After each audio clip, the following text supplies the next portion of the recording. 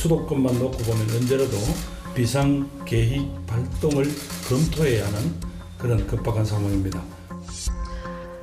네, 코로나19 확산세가 위태로운 수준으로 치닫고 있습니다. 신규 확진자 수와 위중증 환자 수, 입원 대기자 수 등 각종 위험 지표들이 최고치 경신을 이어가고 있습니다.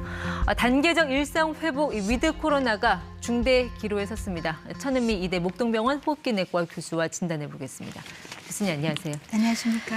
네, 이제 처음 보는 일일 확진자 수가 나왔습니다. 4,116명. 물론 단계적 일상 회복으로 가면 어느 정도 확진자가 늘어날 거라고 예상은 했지만요. 이 증가 속도가 너무 빠른 거 아닌가 싶기도 하고요. 어떻게 보고 계세요? 확진자 수도 사실 예상보다 빠른 것 같습니다만 그보다는 확진자가 증가하면서 위중증자가 아마 정부 당국이 예상한 것보다 빠르게 올라가고 있는 점이 가장 문제라고 생각합니다. 우리가 위드 코로나를 시작한 시점이 겨울이었고요. 그리고 계절적 영향이 아마 큰 영향을 미치고 있다고 생각합니다. 네, 감염자 숫자는 보통 더하기가 아니라 이제 곱하기로 간다고 봤을 때 그럼 5,000명대로 가는 것도 시간 문제라고 보시는 건가요? 네, 지난 주말 토요일이 3,000명이 넘으면서 평일에 이제 4,000명을 넘었고 그 속도는 사실은 더 빨라지게 마련입니다. 네. 2,000에 3,000 되는 속도보다 3,000이 4,000, 4,000이 5,000 되는 속도는 더 빨라질 수 있는 것이 문제가 되겠습니다. 네, 확진자 증가 속도도 중요하지만 또 내용을 들여다봐야 되잖아요. 지금 확진자가 주로 나오는 연령대, 그 분포는 어떻게 나오고 있습니까? 네, 미접종자 중심의 그 학령기 학생들이 좀 늘고 있고요. 10대. 네, 그리고 60대 이상이 35% 이상을 차지하고 있습니다. 대부분 60대 이상은 예방접종을 완료한율이 거의 90% 높은데 불구하고 이런 분들이 감염이 되기 때문에 이런 분들은 더 중증으로 가는 것이 지금 큰 문제가 되겠습니다. 네, 그러니까 주로 나오는 연령대가 10대 그리고 60대 이상의 고령자층. 네, 근데 고령자분들은 대부분 2차 접종까지 완료하신 분들일 텐데 그럼 결국 지금 나오는 확진자는 돌파 감염이라는 그런 뜻인가요? 그렇습니다. 10명 중에 9명은 대부분 접종을 하셨기 때문에 많은 분들이 돌파 감염이고 돌파 감염이 되면 젊은 층들은 가볍게 앓는데요. 이런 고령층 기저질환자들은 바이러스가 몸에 들어왔을 때 기억세포가 면역을 유발하는 시간이 많이 걸려요. 그러다 보니까 이미 몸이 많이 약해지면서 중증으로 가시는 그런 패턴을 가지고 있습니다. 그런 분들은 결국 이제 추가 접종을 하는 방법밖에 없을 것 같은데 정은경 원장이 그러셨잖아요. 추가 접종은 선택이 아닌 필수다. 어떻게 보세요? 교수님도 동의하시나요? 네, 우리가 고령층이나 요양시설에 계신 분들, 장기 이식을 하시거나 항암 치료를 하신 분들한테는 필수가 되겠습니다. 왜냐하면 이런 연령군의 이런 군에서는 우리가 추가 접종을 통해서 감염 예방이나 그리고 중증도를 최대로 19배 정도 높일 수가 있습니다. 다만 모든 연령이 추가 접종을 하기에는 시간상으로 거의 1달 반 이상이 걸리고 추가 접종을 하더라도 효과가 나타나려면 2주 이상 걸리기 때문에 2달의 시간이 필요하기 때문에 추가 접종이 모든 걸 해결해 주지 못하지만 이런 고위험군에서의 중증화를 감소시키는 데는 도움이 되겠습니다. 그러니까 발생 패턴별로 선택적인 추가 접종이 필요하다라는 말씀이신 그렇습니다. 거죠? 근데 추가 접종할 백신 물량은 충분히 확보가 돼 있습니까? 네, 백신 물량은 지금 충분하기 때문에 정부 당국으로서는 많은 분들이 추가 접종을 하기를 권고드리는 상황입니다. 네, 근데 추가 접종을 하러 가면 병원에서는 이제 2차 접종이 완료된 뒤 5개월이 지나야 추가 접종이 가능하다고 하잖아요. 이걸 좀 당겨서 먼저 맞으면 안 되는 겁니까? 지금 그 항체의 중항체라고 그러죠. 중항체가 보통은 1달 이후부터 떨어지기 시작해서 3개월까지 지속적으로 떨어지다가 6개월까지 유지 후에 6개월이 되면 급격히 떨어집니다. 그래서 보통 6개월 이후에 맞기를 권고를 드리지만 우리가 고위험군에 대해서는 4개월, 50대 이상은 5개월로 우리가 이르게 맞을 수가 있습니다. 다만 그 장기 이식자라든지 면역 억제제들은 약을 쓰는 그런 환자분들은 2차 접종 이후 2개월 이후부터 접종이 가능합니다. 그럼 지금은 일단 5개월 이상이 돼야 이제 추가 접종이 가능한 건데 그렇습니다. 그걸 어느 정도 좀 당길 필요는 있다. 네, 그 연령군 따라서 고위험군 따라서 일부에서는 더 이르게 맞으실 수 있겠습니다. 네, 조금 전에 이제 고령대층과 함께 10대 연령층, 그러니까 젊은 연령층에서 지금 추가 확진자가 계속 나오고 있다고 하셨는데 이 10대 연령층에서 많이 나오는 거는 지금 거리두기가 안 돼서 그러는 겁니까? 아니면은 접종 그 이율이 낮아서 그러는 겁니까? 어떤 비율이 더 두 가지 다 높다고 합니다. 봐야 우리 학령기 학생들은 특히 16, 17세를 제외하고 15세 이하는 굉장히 접종률이 낮습니다.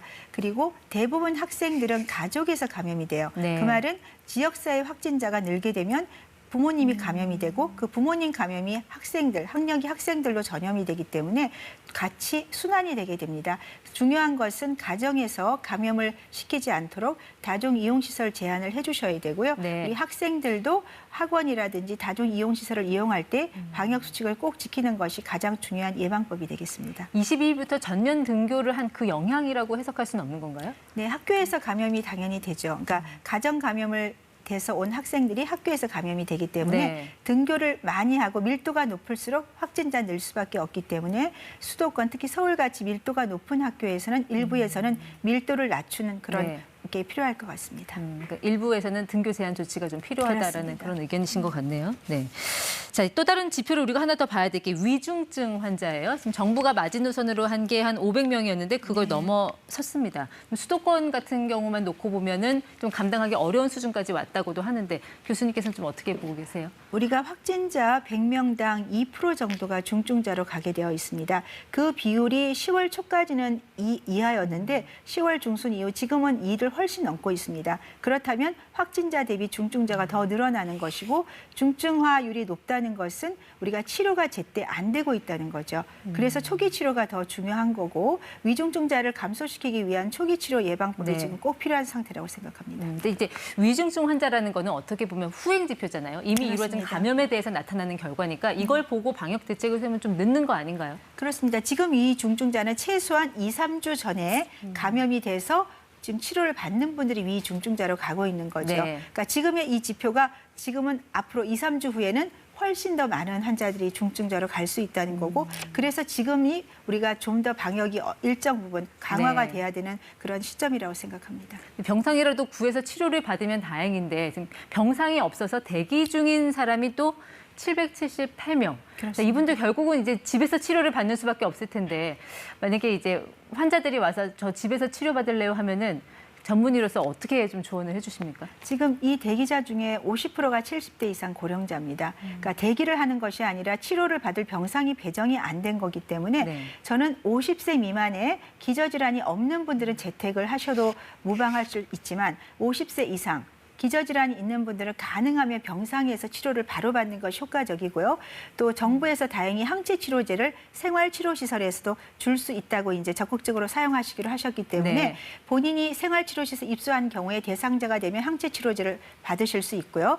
집에 재택 대기를 하는 경우도 정부 당국에서 보건소나 이런 치료기관에서 주사센터를 열어주시면 주사를 예약해서 맞고 집에서 대기 관찰을 하시게 되면 네. 70% 정도의 중증화 그리고 폐렴을 예방할 수 있다는 점에서 저는 이 두 가지를 같이 좀 병행을 했으면 좋겠습니다. 그러니까 당국은 재택치료 중심으로 의료체계 개편하겠다는 그런 뜻을 밝히기도 했는데 집에서 치료받을 때 좀 특히 주의를 해야 될 점 뭐 그런 거 특히 있을까요? 네, 집에서 우리 관찰을 하는 겁니다. 그래서 본인이 만일에 호흡곤란이나 발열 증상이 나타났을 때 바로 연락할 수 있는 의료기관이 있어야 됩니다. 그 의료기관과 우리가 접촉이 되는지를 저는 재택치료 시작을 할 때 꼭 확인을 해보시는 게 좋고요. 그래야지만 바로 병상이 배정이 되기 때문에 그리고 본인 스스로가 백신을 맞으셨더라도 고령자나 기저질환자인 분들은 갑자기 나빠질 수가 있기 때문에 네. 저는 재택치료보다는 최소한 생활치료시설 입소라든지 병상 입원을 권고를 드리고 싶습니다. 네. 정부가 언급한 그 비상계획, 그 검토 중이라는 그 말에 그 비상계획이라는 거는 어떤 걸 의미한다고 봐야 될까요? 비상계획의 가장 큰 거는 이제 방역 강화, 두 번째는 의료 대응일 겁니다. 네. 방역 강화는 아마도 사적 모임이나 이런 것을 조금 일부에서 강화를 하거나 방역 패스를 좀 적용하는 걸 넓게 적용을 할 것 같습니다. 의료 대응 면에서는 병상 확대라든지 중환자 병상을 확대하는 그런 쪽으로 강구를 하고 있는데요. 지금 전담병원 같은 경우는 중소병원을 이용을 해서 지원을 해주시면 좋을 것 같고요. 그리고 대규모 확진자가 이렇게 많이 대기를 하고 있는 상태라면 컨벤션이나 체육관처럼 어떤 많은 환자들을 수용할 수 있는 곳에서 저는 정부 지원, 의료진 파견을 통해서 같이 동시에 집중적으로 치료하는 것도 방법이 될 수 있다고 생각합니다. 네, 날씨가 추워지면서 독감 환자도 늘고 있고 이것저것 좀 주의하고 신경 써야 할 게 많은 시기인 것 같습니다. 네, 지금까지 ETY 천은미 교수와 함께했습니다. 네, 오늘 고맙습니다.